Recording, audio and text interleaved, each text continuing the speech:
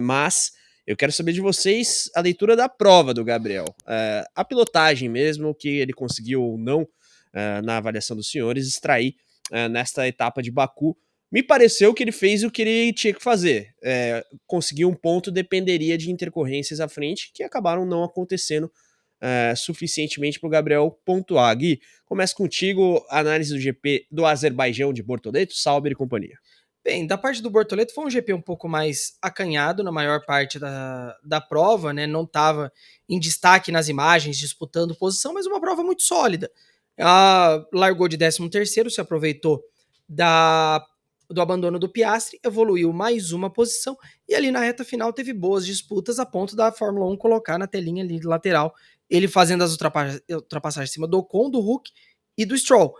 Então ele chegou ali no pico do que ele tava, o que era possível para ele fazer. Como eu mencionei no começo do programa, ele saiu ontem falando, dá para lutar pelos pontos. Dava, mas dependia muito do que acontecesse lá na frente. E lá na frente não aconteceu nada durante a corrida.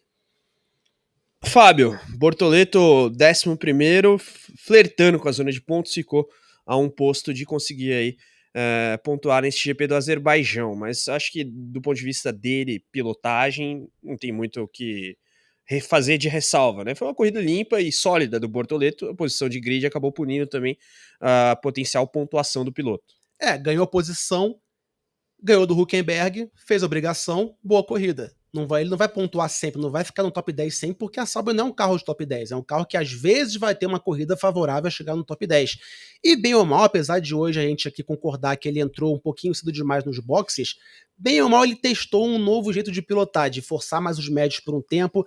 A gente lembra que Baku também a pista evoluiu mais do que no quali, os médios começaram a render durante mais tempo do que os duros, então a Sauber também testou, pode ter testado essa janela com os médios por mais tempo, então não tem como culpar nem a Sauber nem o Bortoleto, porque o carro da Sauber para hoje era para 11º, 10º no máximo, e o Borto fez o deveria, o Hulk fez o deveria, não tem muito o que falar, corrida fez obrigação, não foi genial, mas não fez nada de ruim também.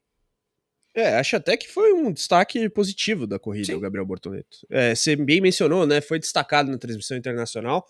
E, assim, o desenvolvimento, o desenrolar da corrida não permitiu muita coisa diferente, até do ponto de vista estratégia. E aí a gente pode fazer a análise da tática de pneus aí da Sauber com o Bortoleto, no momento do pit. Muitos aqui já disseram, o Bortoleto fez poderia, foi o máximo com o carro, concordo. Agora, isso não invalida uma ponderação referente ao timing do pit, porque você viu um segundo stint ali do Bortoleto, talvez um pouco longo demais, e ele já sofrendo um pouco com o desgaste na parte final da prova. Não à toa ele perde a posição pro Albon, que estava de pneus duros, mas também ali naquele momento ele não tinha por que brigar com o Albon, sabendo que o Albon tinha a punição de 10 segundos a tomar na bandeira quadriculada. Então, deixar o Albon passar foi a melhor saída, para não deixar também que quem estava vindo atrás colasse. Porque poderia ser pior para ele nessa situação. Mas eu acho que é isso. É uma prova de um aprendizado diferente para o Gabriel, mas voltamos a questionar a Sauber por que parar ele tão cedo. E também o Gabriel, quando voltou do boxe, voltou também atrás do Ocon, pegou a SUS, demorou a ultrapassar, ele pegou ali uns contratempos para conseguir fazer o pneu render o que deveria. Teve um desgaste maior do que eu creio que ele e a Sauber esperavam.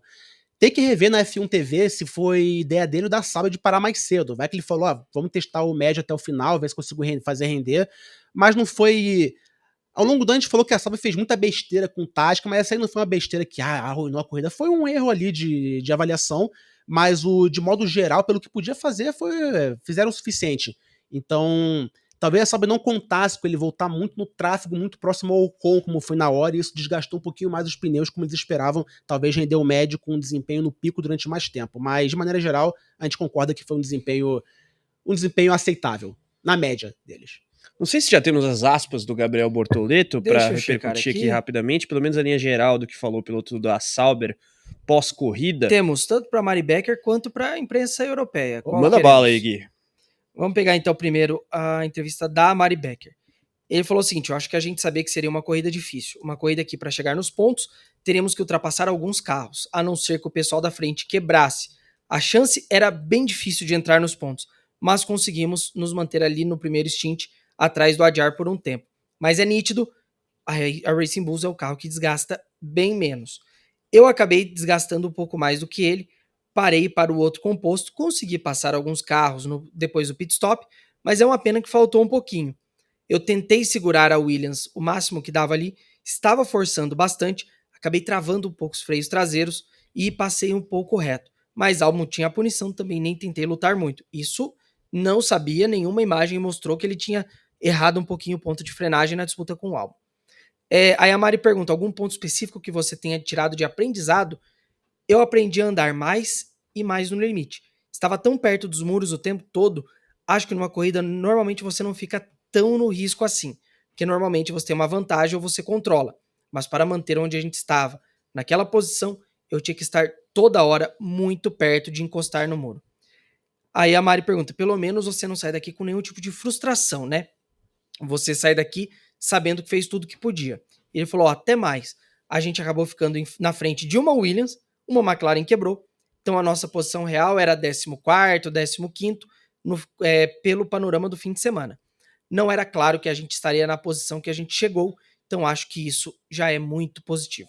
Ele chegou a falar do setup, estava com mais downforce, estava mais para de alta, chegou a citar alguma coisa?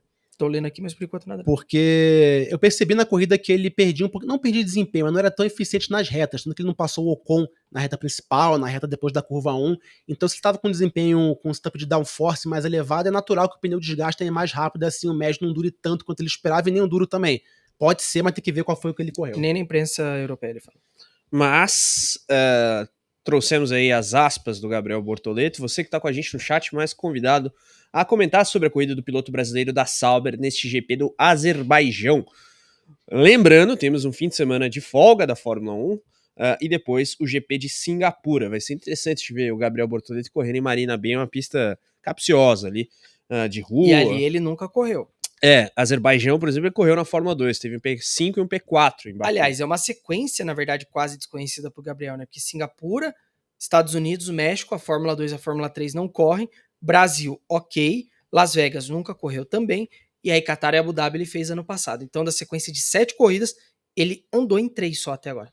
E Singapura é quase que um trote para os calouros da Fórmula 1, porque é um circuito que exige demais fisicamente. Eu lembro do Sainz, se não me engano, Drive to Survive, não sei qual temporada, que é uma cena deles com o Lawson, fazendo seu primeiro ano na Fórmula 1 em part-time, na metade da temporada de 2023, que o Sainz fala, você vai sofrer, ele pro Lawson, aqui você vai sofrer, você vai suar, vai ficar tonto, você vai entrar como se fosse num túnel e vai ficar 2 horas rodando lá, vai quase vomitar, começar a botar o terror no Lawson, então vai ser o trote do Gabriel aí na Fórmula 1, e Singapura a gente sabe como exige muito, e vamos ver porque vai ser experiência boa pra ele.